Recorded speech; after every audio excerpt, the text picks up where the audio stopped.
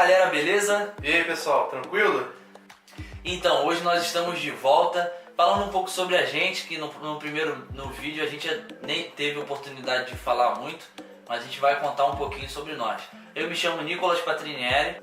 Meu nome é Lucas Arruda. E nós temos um pouco de bagagem de instrumentação. Eu tenho a formação de técnico em mecatrônica, um curso pós-ensino médio, e me especializei em instrumentação. Eu fiz uns cursos de especialização em instrumentação, estagiei na área, fiz um estágio técnico e após o estágio a empresa me efetivou. Hoje eu trabalho de técnico de instrumentação numa petroquímica. O meu começo foi bem parecido com o dele, só que a minha formação original é técnica em automação industrial e eu procurei me especializar na área de instrumentação que eu mais gosto. E fiz um estágio numa empresa e segui a carreira como técnico de instrumentação, assim como ele. É isso aí. E hoje nós vamos explicar um pouquinho para vocês o que seria a instrumentação industrial, as premissas, como funciona. Assim, a gente vai trazer em palavras, em expressões mais usadas no nosso dia a dia para vocês entenderem basicamente como funciona a instrumentação. Então vamos lá. A instrumentação industrial, ela é definida como a ciência que estuda, desenvolve e aplica instrumentos de medição e controles de processos, cientificamente falando. O Lucas vai explicar para vocês melhor como funciona. Bom, a gente estava até conversando aqui que os exemplos de instrumentação a gente fala para a pessoa: o que você trabalha? Eu sou técnico de instrumentação. Às vezes a pessoa nunca ouviu falar em instrumentação, mas no nosso dia a dia, a gente trazendo para a nossa realidade, a gente pode desmembrar algumas coisas bem simples que a gente faz para exemplificar o que mais ou menos qual a nossa área de atuação. O exemplo até que eu dei para ele aqui foi o seguinte: o simples ato de você tomar um banho num dia frio, que você utiliza um chuveiro elétrico. Todo mundo tem a manha de usar o registro do banheiro um pouco mais fechado para poder ter a água ficar mais tempo dentro do chuveiro e esquentar mais a água. Só nesse conceitozinho aqui a gente pode exemplificar muita coisa de instrumentação. Pode ter certeza que você que está aí do outro lado da tela, você já fez isso. Quem nunca? É isso aí. Bom, como estava falando, o primeiro exemplo é a aplicação dos sensores, que tem muito na instrumentação. No nosso caso do banheiro, a gente pode definir como a nossa pele, que a gente sabe se está muito frio, se está muito quente, está quente demais, está morno. Então, o nosso instinto diz se isso é frio, se é quente. Essa informação, tá frio, o que eu faço? A nossa cabeça diz, vou ter que tenta fechar o registro mais um pouco para ver se a água esquenta.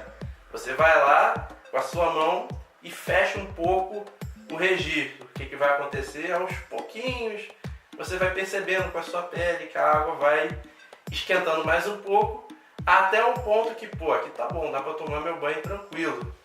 Isso daí você usou tanto o seu cérebro para dizer se aquela temperatura estava boa, quanto a sua mão e o registro para você controlar o fechamento até a hora que você decidir que tá bom.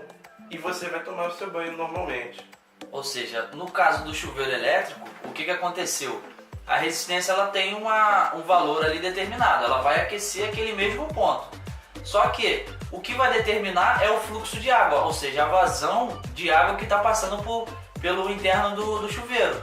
Quanto maior a vazão da água que está passando, menos tempo ela vai permanecer dentro do chuveiro e vai aquecer menos. Conforme você vai fechando o registro, popularmente falando, e nada mais é do que uma válvula, você vai fechando aquele registro ali, vai limitando a passagem de água dentro do chuveiro. Com isso a água vai permanecer mais tempo em contato com a resistência do chuveiro, vai aquecer mais. E isso nada mais é, basicamente, do que um tipo de instrumentação usada no nosso dia a dia. Então, como a gente estava falando, a gente pode separar aqui 3 bases fundamentais da área de instrumentação e automação. A primeira foi a parte dos sensores, que é a nossa pele. A segunda, a parte do controle, que nada mais é que a nossa mente, para dizer se a temperatura estava boa ou não. E a última é o elemento final de controle. O que eu faço para poder melhorar isso? Nesse caso, eu tomei a ação de restringir mais o registro. Então, essas três, sensor, controle e tomada final, acontece basicamente tudo o que a gente vê em instrumentação. Que a gente chama de malha de controle.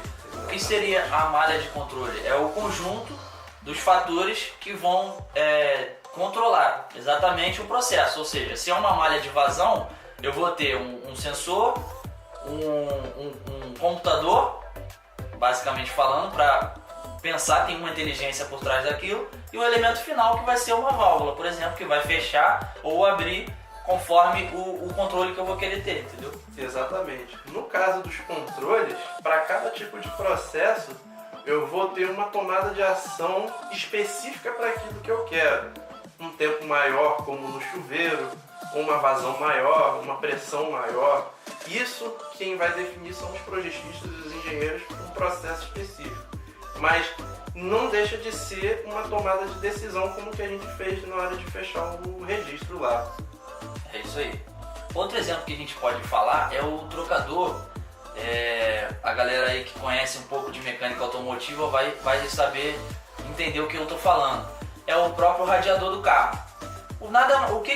Para que serve o radiador do carro? Você tem uma bomba d'água que vai fazer a circulação do líquido de arrefecimento. Esse líquido de arrefecimento vai ter a tubulação que vai passar no motor do carro, vai trocar o calor, por exemplo, o motor está quente, ele vai trocar o calor com a água que vai estar com uma temperatura mais baixa, a água vai sair dali quente, vai passar por dentro do radiador que é resfriado pelo ar, ou seja, a água passa dentro daqueles feixezinhos, daquelas serpentinas, a ventoinha pega o ar da rua que está vindo de encontro com o carro e resfria aquela água. Passou por aquelas serpentinas, resfriou aquela água todinha, a água vai retornar, porque está em circulação, que a bomba está fazendo a água circular, vai trocar o calor com o motor novamente, vai resfriar o motor e vai fazer esse ciclo. Isso também é uma malha de controle de temperatura, ou seja, você está trocando o calor da água, do motor, né, que está em combustão, está trocando o calor com a água e está resfriando, mantendo o motor numa temperatura segura, para você não ter uma quebra do motor, entendeu? Bom, com base nisso tudo que a gente falou até agora, dá pra gente começar a explicar melhor algumas coisas que a gente vê na indústria, que são, por exemplo, os instrumentos. Os instrumentos nada mais são que os sensores, no caso da pele, são equipamentos eletrônicos exclusivamente feitos, calculados para poder tirar o máximo proveito da medição de um determinado processo. No caso, a nossa função é manter esses ativos de forma que não vá comprometer o processo de maneira segura, ou seja, nosso trabalho é manter a confiabilidade desses instrumentos para poder alimentar um controlador e manter o processo funcionando. Isso aí. Aí nesse ramo nós temos os sensores de pressão, os sensores de temperatura, os sensores de vazão de produto, e os sensores de nível, ou seja, um tanque com um determinado produto dentro, e eu preciso saber quanto de volume que tem dentro desse tanque. Nós usamos os sensores de nível, entendeu? Sensores de velocidade para equipamentos rotativos, exemplo, motores, turbinas, a gente precisa medir a velocidade da rotação do motor, por exemplo. Nós também temos sensores para isso. Inclusive até a parte de performance de outros equipamentos, a instrumentação hoje em dia é muito presente, tanto para diagnósticos de problemas mais críticos, até mesmo para a parte de segurança e proteção do equipamento. Outros pontos são os elementos finais, ou seja, são as válvulas. Nós vamos explicar melhor para vocês nos próximos episódios que o que são as válvulas. Nada mais é o que seria uma válvula. É um equipamento que bloqueia um determinado fluxo que esteja passando por uma linha, ou seja, a linha é um registro. O próprio registro do chuveiro nada mais é do que uma válvula. Então nós temos diversos tipos de válvulas, como válvulas on-off, ou seja, válvulas de abertura e fechamento, válvulas de controle, que são controladas por um painel supervisório, ou seja, ela vai abrir e fechar e ficar num ponto que eu desejar que ela fique, ou seja, 10% de abertura, 20% de abertura, 50% de abertura, que não é uma válvula on-off que só abre e fecha, entendeu? Seria uma válvula que regula determinado fluido. Um exemplo, voltando àquele exemplo do chuveiro, você vai controlando a abertura daquela válvula, entendeu? Exatamente. E existe também o intermediário entre isso, que são os sistemas de controle. Nós da instrumentação quase não lidamos diretamente na manutenção desses sistemas. Porém, o conhecimento dele é muito importante para fazer um diagnóstico dos nossos próprios instrumentos, para saber o que o nosso instrumento está fazendo para um distúrbio do processo, por exemplo. Às vezes uma pessoa pede para a gente checar lá um instrumento que ele dá um determinado diagnóstico. O processo não está controlando bem por causa dele. A gente precisa conhecer a função desse instrumento em função da lógica envolvida por trás. Por exemplo, eu estou enviando 5 kg, por exemplo, um transmissor de pressão para a lógica. O que ela tem que fazer? E o que ela está fazendo nesse momento? Ou seja, toda essa lógica por trás a gente tem um conhecimento básico, mais para intermediário até, eu posso dizer, que nos ajuda na parte de diagnóstico e da própria manutenção dos nossos ativos, os instrumentos, as válvulas, entende?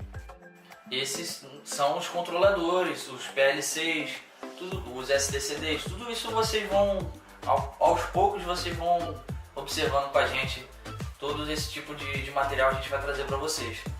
E é isso aí, galera.